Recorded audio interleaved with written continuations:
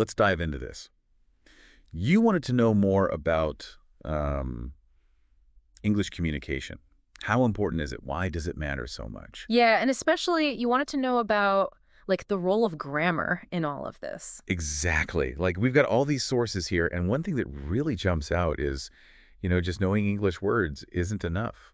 It's true. Having a big vocabulary, it's like having a toolbox, right? Full of all these shiny new tools. Right. But if you don't know how to actually use the tools, Yeah. you're not going to build anything, are you? Nothing impressive, that's for sure. So that's where the grammar comes in. Yeah. Like one of the sources called it the blueprint, the instruction manual, right? Exactly. For building, good communication. And there's this job interview analogy. It was really interesting. Imagine you're, sitting there in the interview trying to explain your past experience. Right. You can say something like, "I'm working as marketing executive 3 years." It gets a point across, kind of. It does. Yeah. It does, but it doesn't quite have that that finesse. The polish? Yeah, that polish, that precision that good grammar gives you. Like, imagine if you said instead, I have worked as a marketing executive for 3 years. Yeah. Much more credible, right? Really. And not only that, but easier to understand. So these little things, these nuances, they make a difference. In a situation like a job interview, high stakes. Huge stakes, yeah. Mm-hmm. And you bring in a really good point about clarity, right? It's not just about sounding smart or impressive. It's about making sure that people get you, that they understand your message. Exactly, yeah. And that leads us to some specific elements of grammar that the sources highlight. Tenses, pronouns, and articles. The basics. The building blocks, right. Right. Maybe they seem simple, but they're crucial for clear and effective communication. Absolutely. Let's start with tenses. Might seem straightforward, but they can be kind of tricky, right? Tenses tell us, like, when something happened, right now, in the past, in the future, gives us that sense of time. Yeah. Really important for communication. Yeah, one source had these classic examples. I am talking to you right now. Present tense. Right. I talked to my friend yesterday. Yeah. Past tense. Yeah. I'll talk to you tomorrow. Future tense. Easy. Yeah. Straightforward. But the cool thing is, even these basic tenses, they can be used for, different effects. Totally. I never thought about that. Think about, like, telling a story. If you use the present tense, it brings the listener right into the action. It's like it's happening now. Right. But if you use the past tense, you're setting the scene, giving the background. And then future tense, well, that builds anticipation or maybe explains some plans or possibilities. So it's like choosing the right camera lens or something. Yeah. Like each tense frames your message in a different way. It's not just about, being correct grammatically. It's about using grammar strategically to get your point across. Absolutely. Okay, so speaking of clear communication, let's talk about pronouns. These tiny words are like, what are they? They're like shortcuts in our sentences. They stand in for nouns so we don't have to repeat ourselves constantly. Yeah, it would be so clunky without pronouns. Think about it. Akshay is a teacher. Akshay loves helping people. Akshay is hosting this podcast. It's awful. Right. Much better with pronouns. Akshay is a teacher. He loves helping people. He is hosting this podcast. Exactly. It just flows better. And speaking of flow, articles. Those little words a, an, and the, they seem small, but they're important. Yeah. They tell us if we're talking about something general or specific. Exactly. It's about being precise. Like you might say, I want to buy a car. Yeah. Any car. Any car will do. But if you've got a specific car in mind... You'd say, I want to buy the car. Exactly. The one you've been eyeing. Yeah, the articles, they add that level of detail, make sure everyone's on the same page. Exactly. And one thing I find interesting, the sources point out this difference between, countable and uncountable nouns. Oh, right. You can have a car or 2 cars, but you can't have 2 advices. Right. Advice is uncountable, so you have to say, like, some advice or a piece of advice. It's so interesting how these small words have such specific rules. Yeah. And let's not forget that "and" before vowels rule. An apple, an umbrella.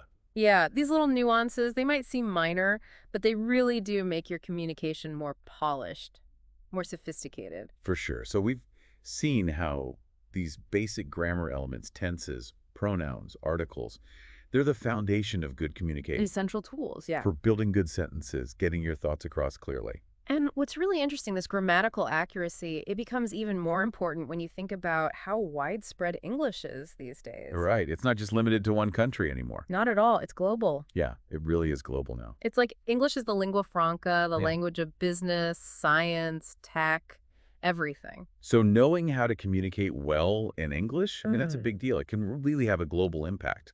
Absolutely. One of the sources we're looking at, it talks about how strong English communication skills can be a huge advantage, especially in the workplace. That makes sense. Think about it, giving presentations, negotiating deals, working with people from all over the world. Right, you got to be able to communicate your ideas clearly and confidently. It can make or break a deal. Exactly. And it's about more than just getting your point across. It's about building trust, making those connections. Absolutely. Building relationships, working towards common goals. And this goes beyond just the work environment, too. Oh, yeah, for sure. Imagine traveling, going to a new country, or even just chatting with people online from different cultures if you can express yourself clearly in English. It opens up so many possibilities. You can connect with people in ways you never could before. Travel becomes so much richer. You can really experience new things, broaden your horizons, Okay. all thanks to being able to communicate. It's about breaking down those communication barriers and, realizing we're all part of something bigger. Like one of the sources said, mastering English isn't a one-time thing, it's a journey. I love that.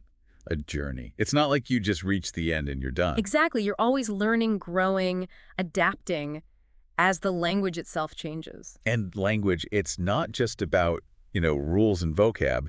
It's also about understanding how people use it, the nuances of communication. For sure. You've got to know how to adapt your style depending on who you're talking to, the situation you're in. Yeah, one of the sources used the term register to describe that, like how formal or informal you are, what kind of tone you use. Exactly. You wouldn't talk to your boss the same way you talk to your friends, right?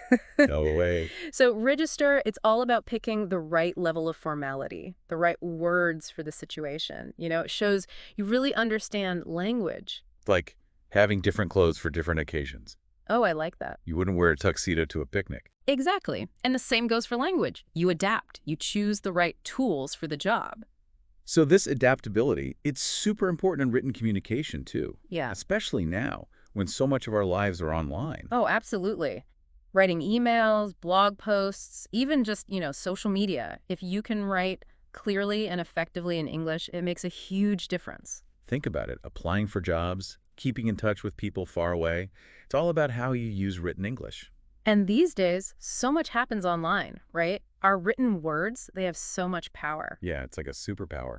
The ability to tell stories, share ideas, connect with people all over the world. And, while developing these skills, it takes time and practice. It's worth it. Totally.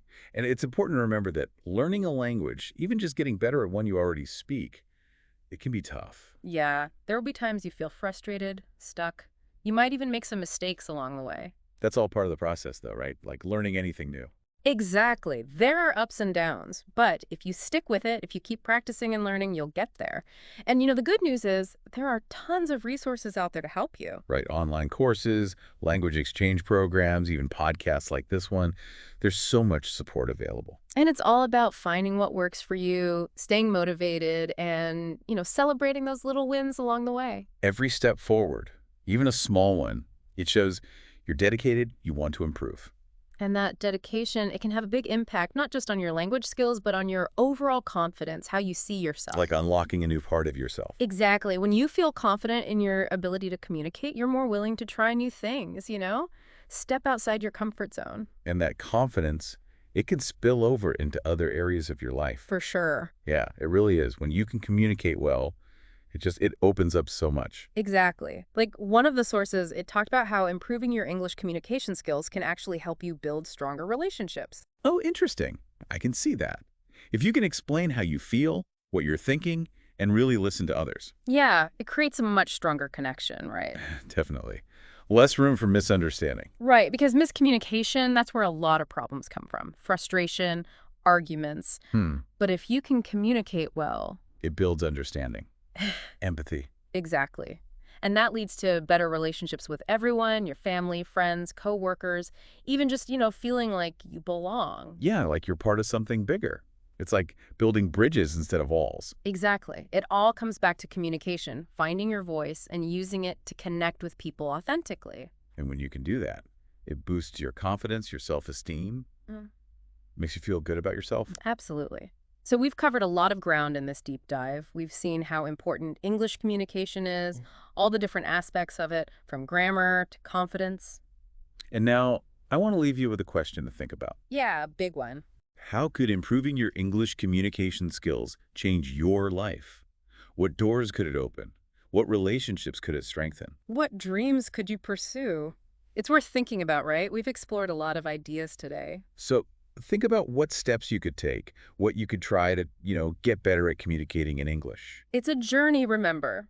It's not about being perfect overnight. Every little step counts. Yeah. Celebrate the progress you make and don't give up. And never stop exploring. Language is powerful. It really is.